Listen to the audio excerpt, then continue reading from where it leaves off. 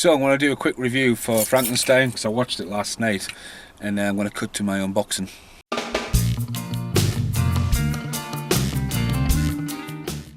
Hello and welcome to the outtakes for Brittany's Steelbook unboxing. So here I am. Brittany is off at the side, ready in her PJs, and I'm just going to do a Brittany by chucking everything on the floor. Everything, you know, just like, hey, whatever. You probably look down there and there'll probably be some from last week. Right, so when Brittany went, oh, look at all these steelbooks. One of the steelbooks I wanted was not in stock, and I didn't think it was going to be in stock. It's something that's quite, you don't see it as standard release. You can see it in my hand now. But this is a steelbook, and it is for Mary Sheenan's Frankenstein, starring Robert De Niro. Now, Frankenstein scared the utter shit out of me as a kid. And it was, I mean, it was almost like an urban myth. Because I just thought I'd dreamt this. It was a two-part thing on BBC when I was a kid. And it wasn't until I met the guy, the myth, the legend that is Killian H. Gore. He went, oh yeah, it's Randy Quaid, Frankenstein. And that totally baffled me because I know Randy Quaid from Independence Day, Hard Rain. And I was like, that's the guy who scared the fucking shit out of me as a kid. But obviously when Frankenstein came out, I had a little bit of interest. I like the story. I like how it's been done in Petty Dreadful and stuff like that. Even the Frankenstein Fury. So I have this in my collection. I'm going to revisit it. Do have this on VHS. Has popped up in a lot of my videos. The VHS does have, I do have the big box VHS actually, which has the classic Frankenstein on a plateau to Frankenstein. Well, pretty much that. There's one of them shitty things. So pretty much what I was about to say was that is what's on the other side. Check that out. That's on the VHS.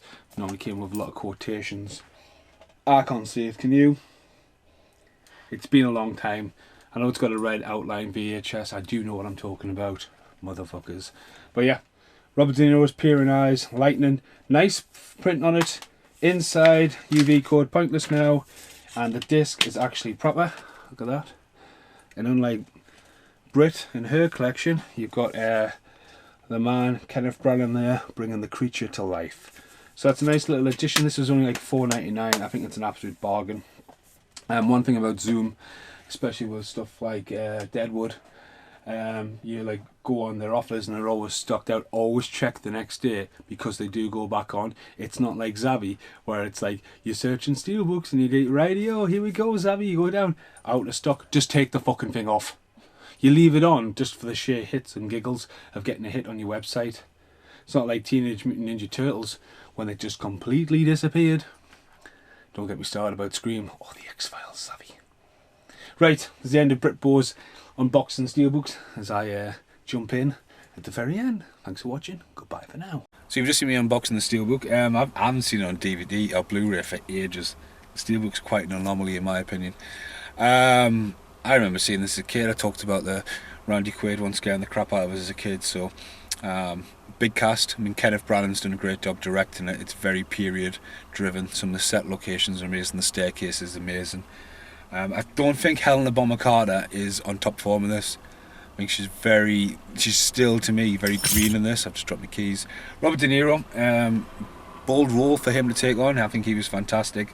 Makeup effect there, but you know, it's the creepiness. I mean, the shot when he's walking across and he gets to where's he going? Venezuela, yeah. When he's walking over and that camera pans over him walking in the snow, is absolutely tremendous. Because it'd just be CGI now, but the idea that he's like, you know, he beats everyone back. He's like the shark from Jaws. He's like fucking. They're all like top end like transportation, horse and cart and boats. I mean, doesn't really explain how he got across the sea, and it's just him walking. But yeah, again, there's a couple of plot holes. Bit bloody and gory when it wants to be. I don't think it's as shocking. I mean, the whole hand, like the hand's like a real projection shot. It looks like it. There's some good music cues in it. There's some strong performances. It looks great. It is a little bit eerie. It's a 15. I think it could have been done with an 18. And but again, I mean, it's aged well. It's better than Bram Stoker's. I think Bram Stoker's really struggles, to me personally. I mean, it's got some breaking ground effect, Bram Stoker's, but this was very solid in what it done. I mean, Brandon is a really good director. I prefer it when he's directing over starring in it. I mean, when he's alive, you know, the classic, you know, he just doesn't, I mean, it's very natural the way he sells it, but he's dancing around and You know, you've got the corpse flying across the room, getting hit by boulders and like some kind of trap that fucking Mikey would do in the Goonies to let fucking Chucks, fucking truffle shuffle. But yeah, I enjoyed it. I've literally got to get up early this morning. I'm a little bit ahead of schedule getting to work because I'm filming like 3 bands back to back, but I didn't intend to watch the whole film. Found it very interesting. Didn't fall asleep. Again, it's gory. It's got a lot of morals in it. And it feels for it. But Frankenstein Theory, I do enjoy that one as well. But Mary Shelley's, I think when it comes to Frankenstein, you mean we've had I, Frankenstein and stuff like that since.